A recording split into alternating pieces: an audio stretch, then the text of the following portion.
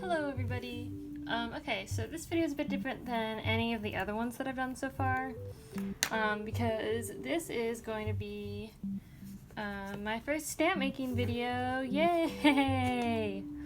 So this one's kind of like a trial run. I'm not going to do a tarot card. Excuse me.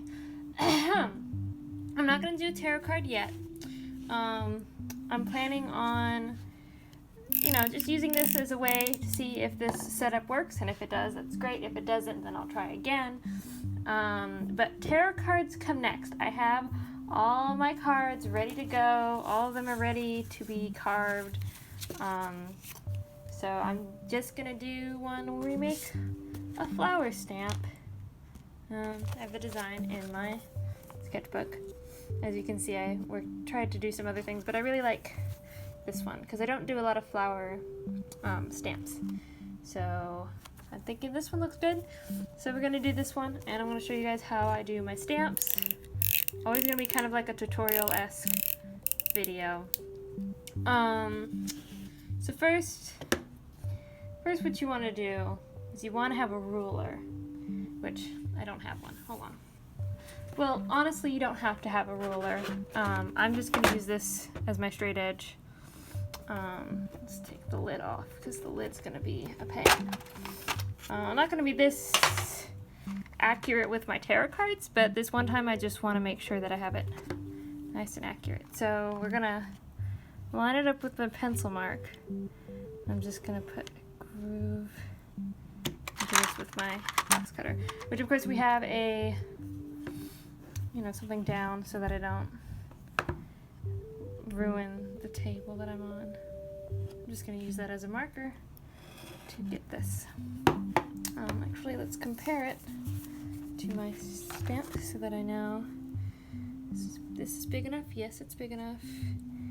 And I think I need it to be a little bit longer, maybe.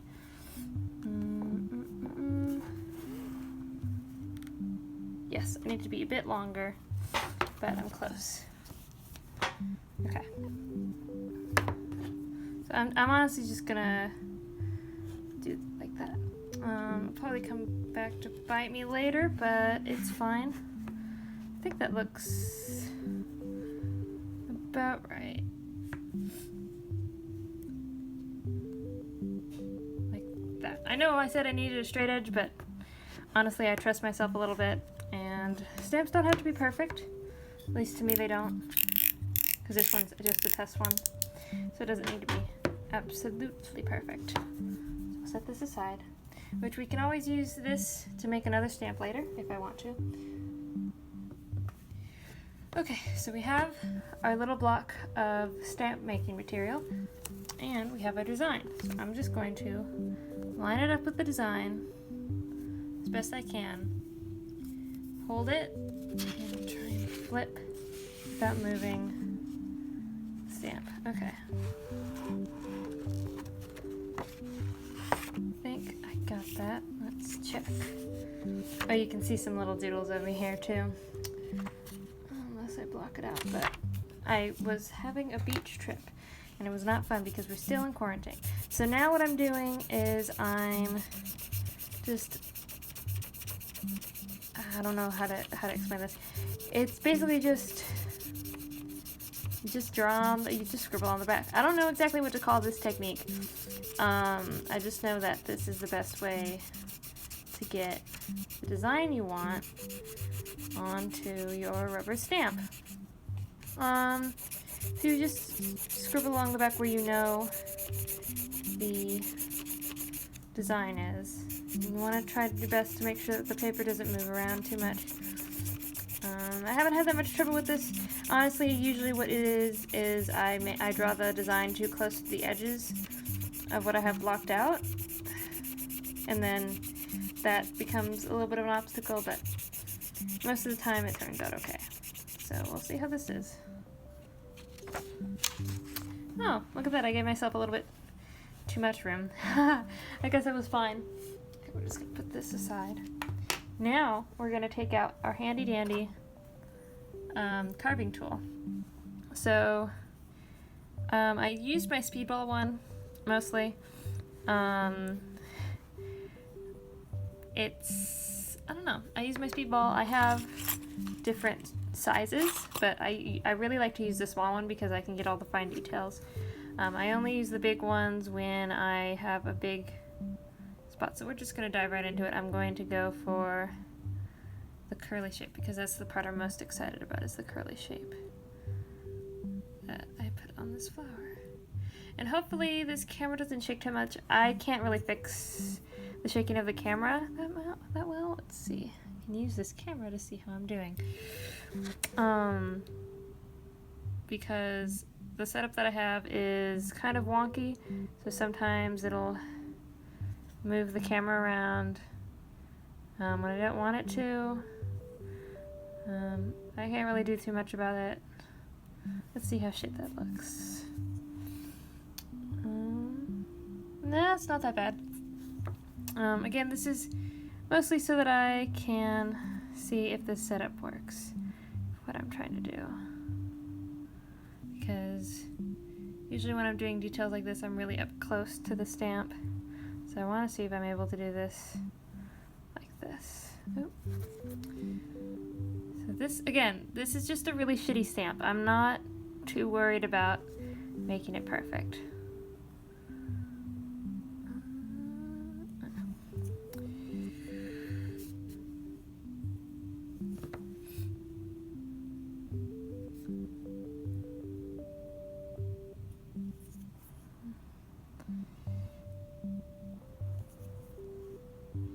Usually when I'm doing this, I'd listen to music.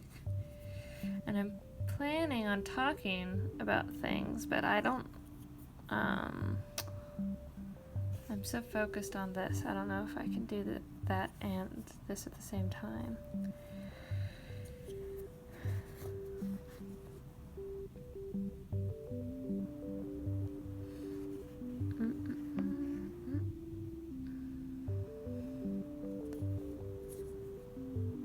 And I'm not too worried about making things too big, because I can always go back in and make them smaller. It's going too close to the edges that worries me.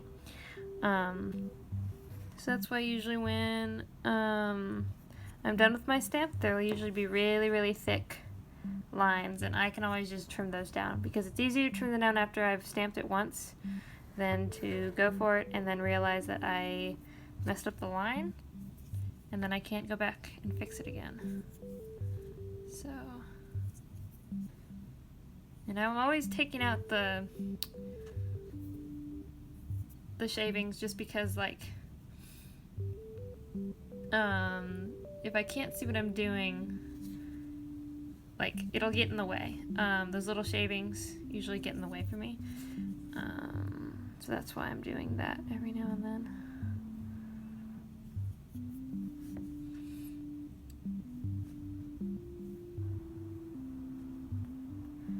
But yeah, I listen to basically any kind of music.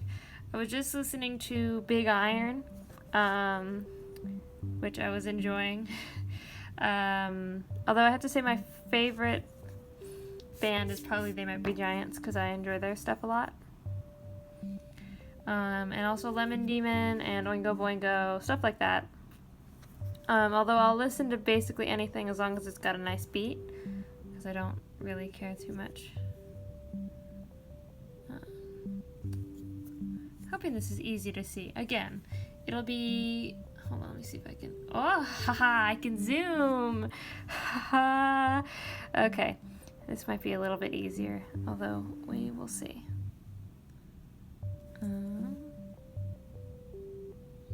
Because now you can actually see what I'm doing.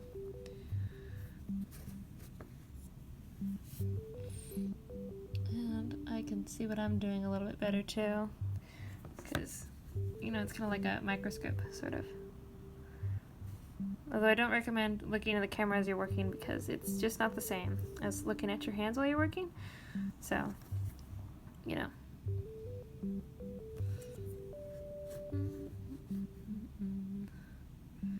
Anyway, let's see.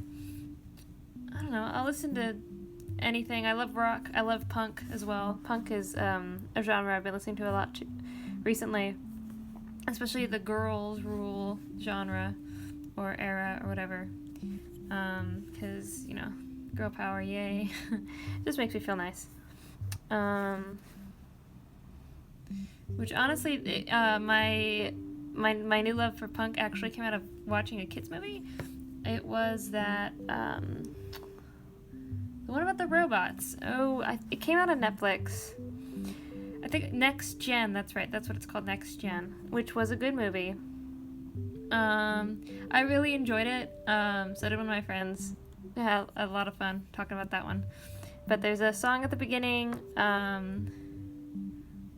I think it's by Bikini Kill. I can't remember exactly who it's by, but it's called Rebel Girl. I think my only complaint about the movie is that the voice actress, the main character's voice actress got on my nerves because, like, whenever she was yelling, it didn't sound like she was yelling. She had such a soft voice, which I know that people have that kind of voice sometimes, but it's, like, not exactly right for being a voice actor. Like, you need to be able to express certain things, and if you can't, like, be like, ah, like, you can't scream, and, like, I don't know what it was. I think that's what it was. I just explained what it was. That's all. I think she voiced Ruby from Steven Universe too. I think that's where I recognized her voice from. Which she was fine in that. I don't know, probably because she didn't do a lot of yelling, I think. I don't know. That was like my only nitpick about the movie. And like also the line delivery was a little bit off to me. I don't know. I'm very passionate about movies. So I nitpick them, and but I also sometimes I really love bad movies. I mean, I guess Pacific Rim isn't bad. It's kind of like a fun movie to watch, you know? Like, oh yeah, I would totally want to go see some giant robots kick some Godzilla butt, and also it's by Guillermo del Toro, and we love him. Gotta love Guillermo del Toro. So yeah, I don't know. Movies are just good. I love fun facts about movies. I love movies. Where did this start? I was talking about punk rock music because I like punk rock music. That's where that started. Anyway, so yeah, Next Gen was okay. It's decent. I enjoyed it. You know, I enjoyed it. So, yeah. Here's where I have to focus because this is a line that I don't want to break. So if I get off camera, it's because I'm focusing really hard on making sure not to mess this up because I don't want to mess it up.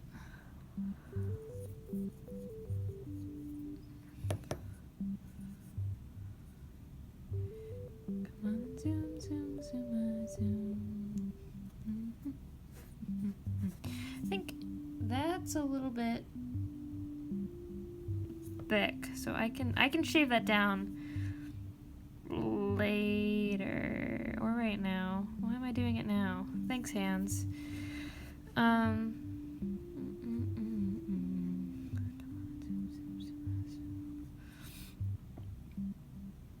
just want to make sure that I get this right.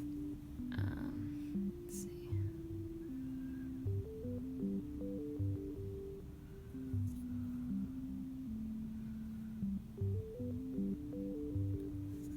Yeah, but I love Guillermo del Toro's work mostly because I think I first discovered him when watching the Hellboy movies, which I liked the first one. The second one was okay. It wasn't that as great as the first one.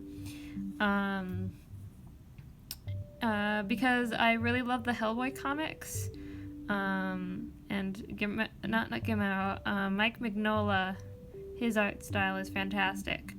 I I actually got to meet him at a Comic-Con once, and I showed him my artwork, and he was like, whoa, this is so cool, which was such an amazing experience. I had one of my friends wrote down everything, not everything, but like basically summed up what he said, because he came along with me and was like knew that I was very excited.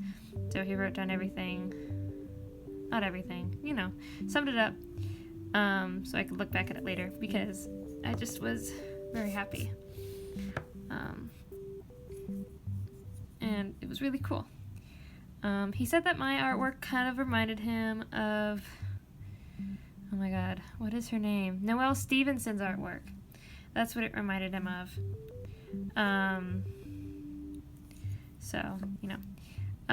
Which he also helped Rebecca Sugar with making Steven Universe a little bit. He gave her some stuff to look at, to help her to help inspire her to make Steven Universe, which I find kind of neat. Just Mike Mignola is cool. Hellboy is fun. More about the movie though. One of my favorite actors is in it. What's his name? Oh my god, he has like such a simple name that it's hard to remember. Doug Jones. Doug Jones is this actor what does he do? Oh my god, brain, please work with me. Words need to come together. He does costume work. No, he doesn't do costume work. Yes, he does. He dresses up in costumes. I think. He was Abe Sapien in the movie, so he was the Fishman in the Hellboy movie. And also in Shape of Water, he was the Fishman in that too. So he's been 2 Fishmen so far. And my dad actually gave him one of his pieces because he's a potter. He does pottery work, or he used to. He doesn't do it all that much anymore. But I'm not Doug Jones. He gave Doug Jones one of his artwork, and apparently he kept it on one of his walls until like an earthquake knocked it down. So that's kind of neat. I don't know. Doug Jones, if you've seen like a person on screen within a whole bunch of prosthetics, it's probably Doug Jones. He's been in Buffy the Vampire Slayer. I think he's in the latest Star Trek. He's the big, tall alien dude. I can't remember the alien's name because I haven't seen the new Star Trek in a long time. Like, I haven't watched it in a while. But it's one of the, like, primary cast. I guess that's what you'd call it. So, yeah, Doug Jones is just cool. Another cool fact about him, I don't know why I know so many fun facts, I do. He originally went to school to be a mime. So he went to school to be a mime, and then he went to Hollywood, I think, and just kind of looked around for work. He was the Mac at Night Moon Man? Mac at Night, I think that's what it's called. There's a dude in a costume who's like, well, it's not a dude in a costume, it's Doug Jones. Is playing, and he's got like a moon for a head, and he's playing the piano. It's pretty cool. Yeah, that's Doug Jones, and he was in that movie too. There's a lot of good things going for that movie that make me like it a lot. It's not my favorite movie, but it's one that I do enjoy. I don't understand the romance in it, but like whatever, I guess. I'm gonna screw around with this flower after I'm done. Let's see. So now I'm gonna go for the effect that I wanted when I drew these lines like this, because I have it on another stamp that's like a unicorn. I'm gonna try and get the same effect that I was going for in that one, because it turned out really cool. But I had actually originally just carved out around the unicorn. I don't know. I kind of messed it up, so that like the full effect wasn't able to be made because of my stupid mistakes. So we're gonna try and do it again on this one because I kind of like it. You'll see.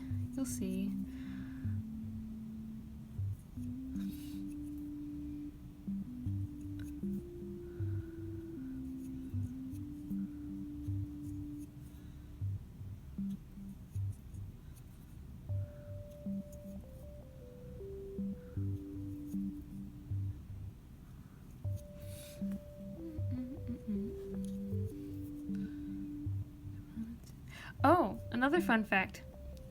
Guillermo del Toro was originally supposed to do The Hobbit, and The Hobbit was supposed to be only 2 movies, and I'm so pissed off that they didn't let him do The Hobbit, because he was really excited about doing it, and then they were like, no, we want the same guy who did Lord of the Rings to do The Hobbit, too. And I'm so pissed they did that, because they kind of ruined The Hobbit. There was something about the first movie that was so nice. The first movie and the Hobbit trilogy, I went to go see it on my birthday because it came out around my birthday. And I really liked The Hobbit, so I was like, oh, I'm so excited. I want to go see it.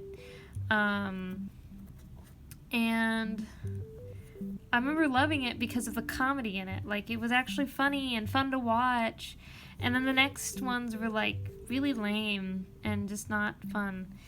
Like, I really loved the personality of the first film in the trilogy, and then it just kind of all went downhill from there. I bet you if they actually kept Guillermo del Toro, it would have been like, as much fun as the Lord of the Rings movie. Because Hobbit is supposed to be for kids, like it's like a kid's book. Like, not to say that it's not an amazing book, because of course that's never what I'm saying when I say it's like a kid's thing, because kids' things can be fantastic and wonderful, and a lot of passion can be put into kids' things that's not seen in adult things. Anyway, that's another rant for another time. The freaking just because J.R.R. Tolkien made The Hobbit for his kids when they were kids. And then after his kids grew up, he's like, maybe I should make an adult Hobbit. And that's when he made Lord of the Rings. So of course Lord of the Rings has an adult themes and undertones and all that. But The Hobbit is a kid's book. It's supposed to be fun and like a fairy tale adventure kind of deal, because that's where he got his inspiration from. And I just don't understand why they decided to mess that up. I guess they just wanted to make money. And money always comes in the way of amazing things, of like things that could have been. Like, the Cats movie? Oh god, the Cats movie? Well, apparently Steven Spielberg was gonna do an animated Cats movie. So the Cats musical, but animated. And I remember seeing some of the like artwork for the original concept, and I was like, oh, this looks so cool. The character designs look amazing, and it'd be so much fun to see like the dance, because there's no story in Cats the musical. It's all about the dancing. Like, it's all about the dancing. Like, why are you trying to give it a story? What is happening? Anyway, so how amazing it would have been to animate the dancing scenes, because if you've seen Cats Don't Dance, Cats Can't Dance? I think it's Cats Don't Dance. If you've seen that one, they can make cats dance on screen in animated form. Like, there's just so much that was going for that, and honestly, I can't remember why it fell through. Why am I talking about money with this one? But honestly, I bet that it was money. I bet you they said this is too expensive, Steven Spielberg. We can't do it. Nobody's going to want to go watch this because it's not going to make any money.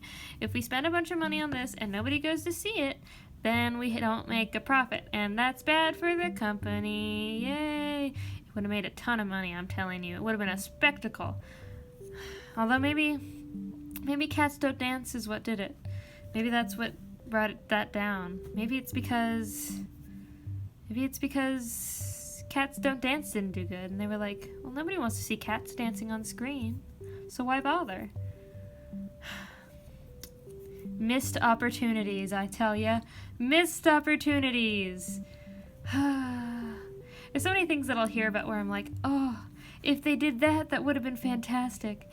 And also when I try and tell my dad about it, I'm like, Dad, did you hear about this? If they did this, then this thing would have been fantastic. And he's like, I don't care. The thing they made now is terrible. Why would I care about what could have been? And I'm like, but it's just fun to think about. It's fun to think about what could have been. Like, we could have all been living in roundhouses by now.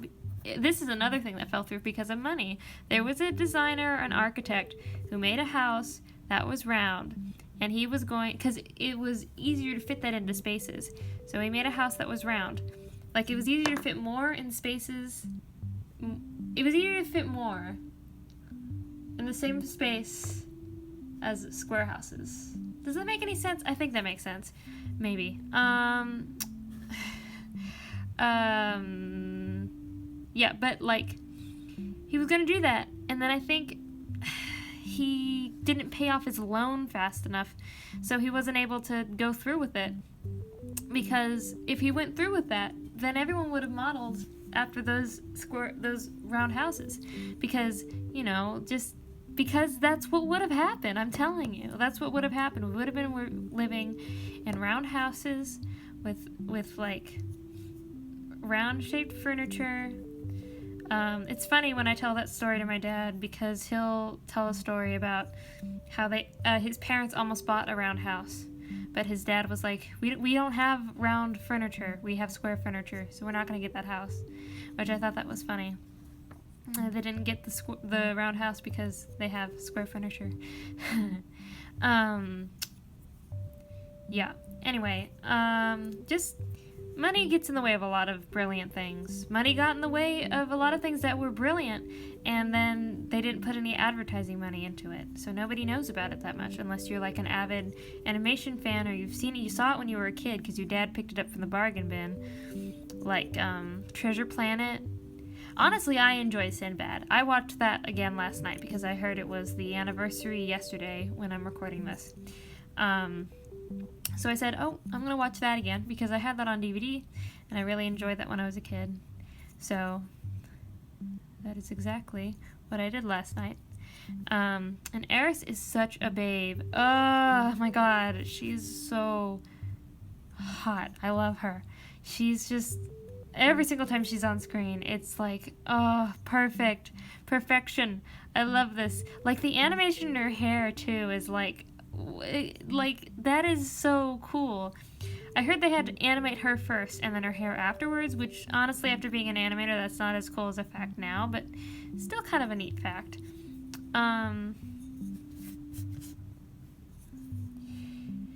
So I rewatched that again last night. I don't understand the romance. None of the romance makes any sense to me in movies sometimes. Like, sometimes it's like, what is happening right now? Like, this dude is insulting this woman, like, a whole bunch, and then suddenly she's in love with him because he sails on the ocean? It would have been much cool if they became friends. Like, I don't understand why they had to be romantically involved.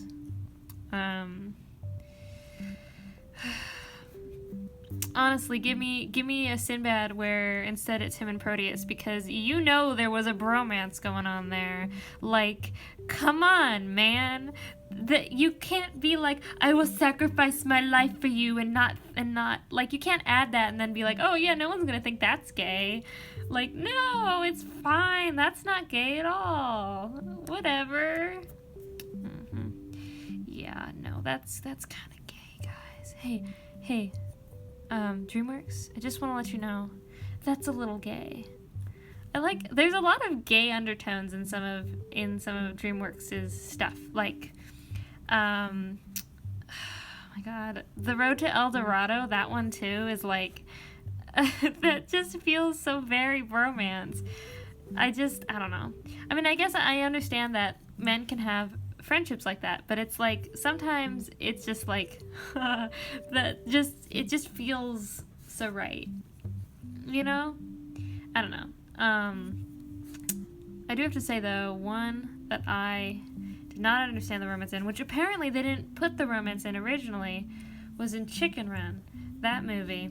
They didn't have romance in it originally, and then they added the romance in, and I was like, oh, You should have kept the romance out. I would have loved it if you just had a movie all about these lady chickens getting out of the hen house. Like, just patting it down so that I can get any crumbs that I've stayed in between. Okay. Now, let's actually use this. Okay. Anyway, there's a lot of missed opportunities, and there's a lot of opportunities that maybe they shouldn't have taken. Okay, so this is my best ink. It's blue. I wish I had black ink that worked as well as this one does, which now my hands are going to be completely stained with blue after this. See, look at that.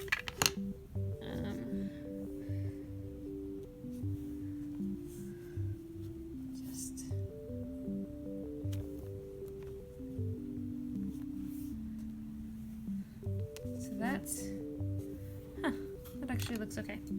So now, using this as a reference, I'm going to go in and fix any mistakes that I see.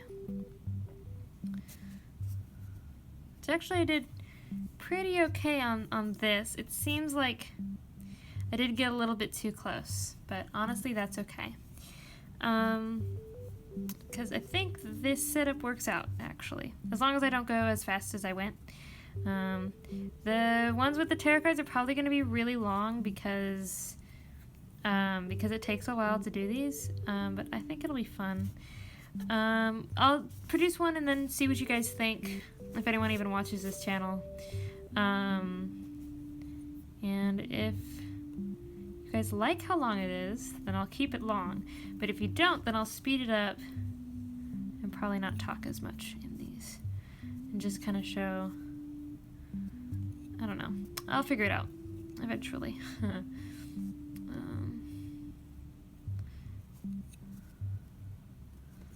think the effect I was going for is kind of ruined by how small I had to make it, but you know what? It's fine. It's fine. It's perfectly fine. Yeah, see, look, my hands are already just blue, blue, blue because I'm going right on the ink here. Let's see. Come on. Zoom, zoom, zoom, zoom.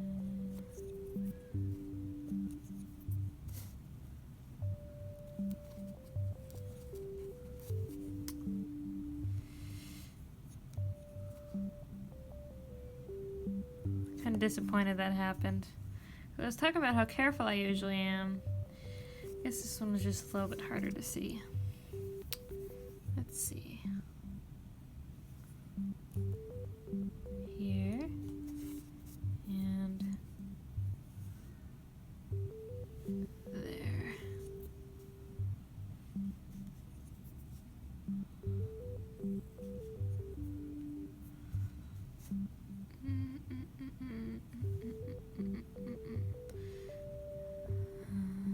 Oh. It's just kind of like a finding game. I don't know. You just gotta look pretty carefully, make sure you already got that, and I got that, and that's fine. Got that. Okay. Let's try this again. Okay, this time it should look better than that. At least not have all those little weird details. So again, this is just supposed to be a shit stamp. It doesn't look that great anyway, but, you know, I'm just testing out my film. Come on, zoom, zoom, zoom. Okay. Huh, there's just a lot more around this leaf suddenly. See, this is why you have to do it a few times to make sure you get everything, because sometimes some things don't show up.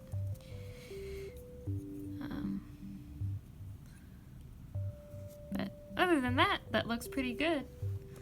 There you have it. There's a there is a floral stamp. So next time I make one of these, which I don't have exactly an uploading time, I just do it whenever I feel like it. next time I do one of these, it's going to be a tarot card.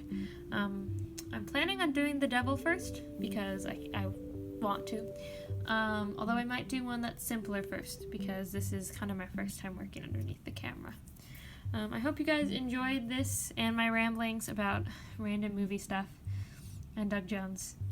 So yeah, hopefully you'll tune in next time if you enjoyed this enough.